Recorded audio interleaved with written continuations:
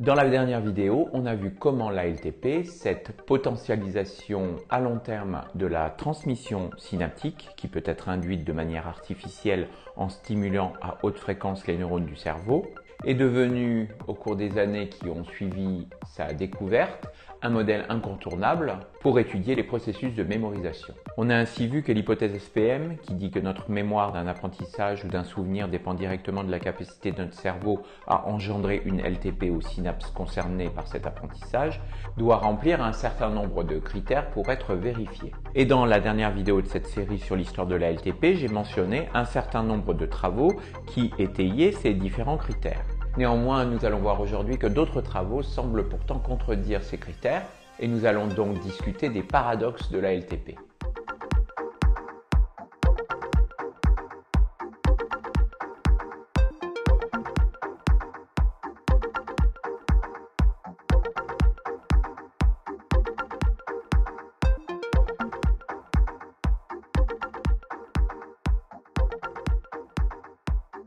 Nous avons vu que le premier critère auquel doit répondre l'hypothèse SPM est celui de l'altération antérograde.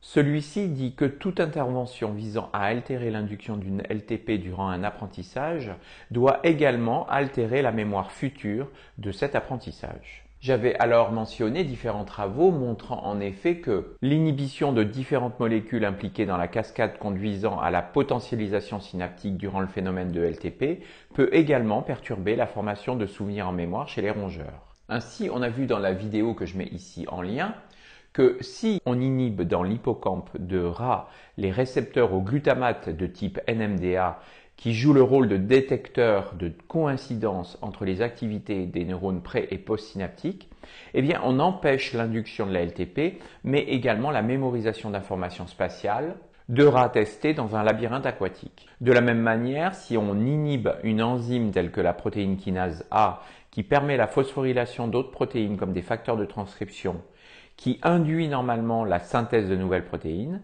eh bien on empêche la formation de nouvelles synapses, qui sont essentielles au développement d'une LTP durable et d'une consolidation des souvenirs en mémoire à long terme. Ces résultats indiquent donc que certaines molécules ont besoin d'être activées pour permettre aux synapses de mieux fonctionner et ainsi de consolider nos souvenirs dans nos réseaux de neurones.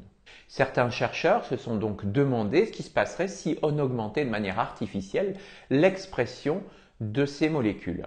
Serait-il possible de jouer les apprentis sorciers et d'augmenter LTP et mémoire? Et c'est justement ce qu'a fait un groupe de chercheurs de l'université de Princeton à la fin des années 90 en créant des souris mutantes pouvant surexprimer des sous-unités des récepteurs NMDA. Cette surexpression, cette augmentation d'expression des récepteurs NMDA avait pour conséquence d'augmenter la LTP chez ces souris.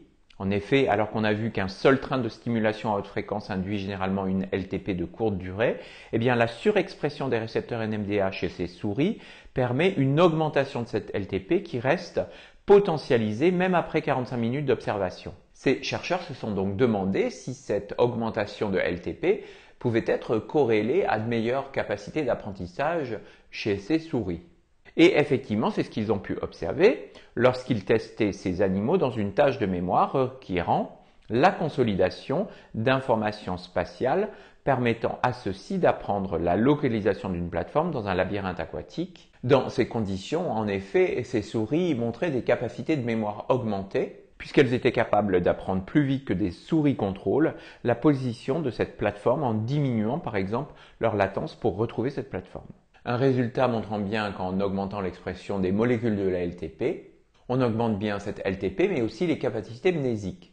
Comme on a montré qu'en inhibant au contraire l'expression de ces molécules, on inhibe la LTP et la mémoire.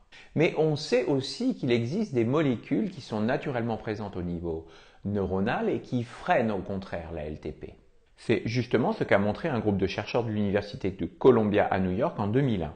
Ces chercheurs étudient en effet l'effet de l'inhibition de la calcinurine. La calcinurine est une protéine phosphatase qui a pour rôle de déphosphoryler, c'est-à-dire d'ôter un groupe phosphate sur des protéines cibles.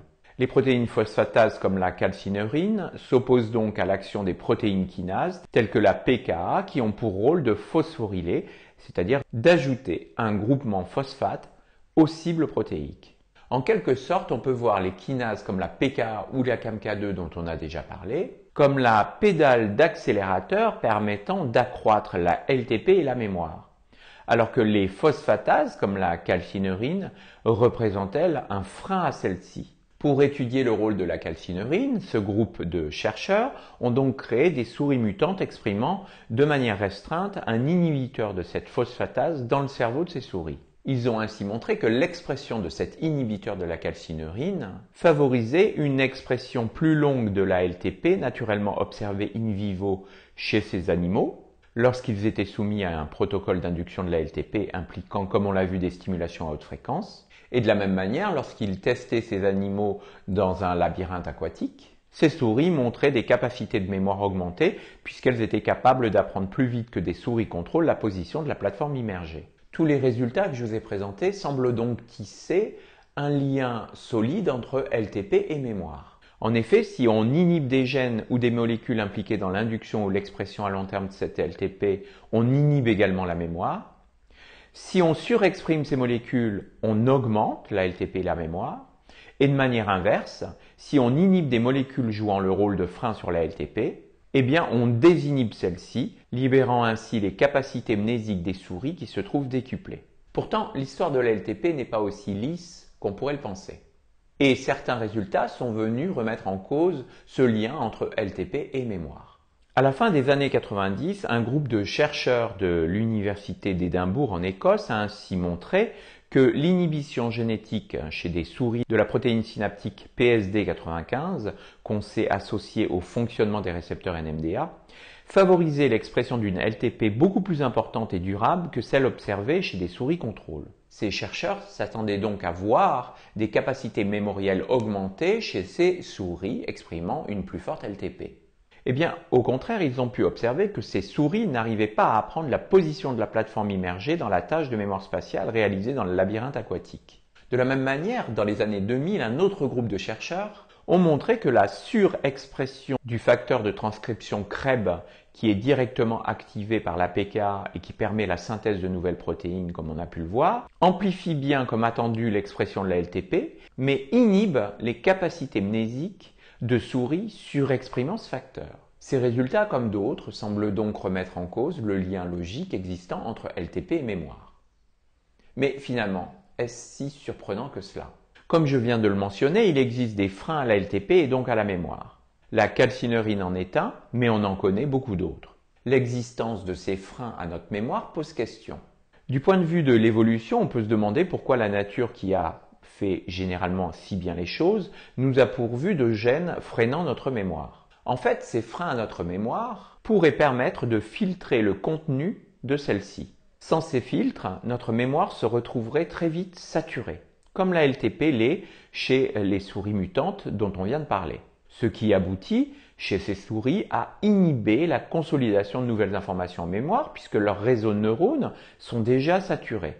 Il a donc été proposé par certains auteurs que ces molécules freins de la LTP pourraient participer au contraire à une diminution ou dépression de la transmission synaptique, à une LTD ou Long Term Synaptic Depression en anglais. Cette dépression synaptique, à ne pas confondre avec la dépression telle qu'on l'entend dans le langage courant, pourrait sous-tendre nos capacités à oublier les informations non essentielles auxquelles nous sommes exposés chaque jour. Sans cette LTD et cet oubli, la mémorisation de nouvelles informations serait donc impossible. Et c'est ce que nous aurons l'occasion de voir dans une prochaine série sur oubli et dépression synaptique. Merci d'avoir visionné cette vidéo. Si elle vous a plu, n'hésitez pas à vous abonner, de cliquer sur la petite cloche pour être notifié quand je sors de nouvelles vidéos, d'envoyer des petits pouces bleus et aussi des commentaires si vous le voulez ici en bas. Et à très bientôt sur cette chaîne pour une nouvelle aventure neuroscientifique.